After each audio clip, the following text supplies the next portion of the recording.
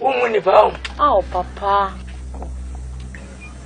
Na obusua fo nyina wu aka won kwa. Enche osibo.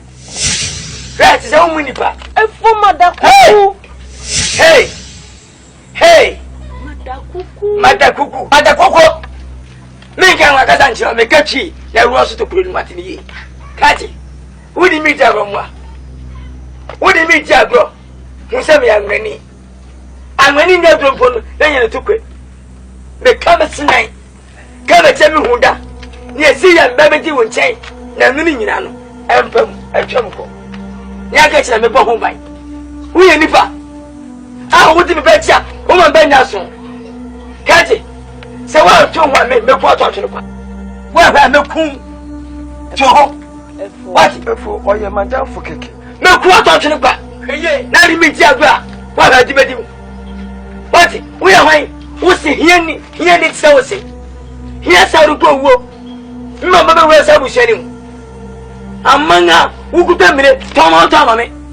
Wa chiaba Efo madakuku. Cho! Saba cho ayi Blake. Madakuku. Ke abafo uso kabi.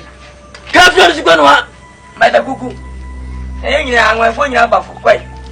Ho. What? Yeah. Ben kwa mi da bo ko be tu o betima wu. Ade enche. Awotoriwa. Ow, efo. Ow, winni. Pati. Be nipa. Ha. Oh, ba pause me. Ha. Who did that? Many ni penny obebeta poison. Kwa ene si fiabiem da bontre. Eh ya wan sa so na. Sa kachi. Se men kuna monsre me. Me kuna me busa fo ni baji fa. Wa yeso e kala ba fa.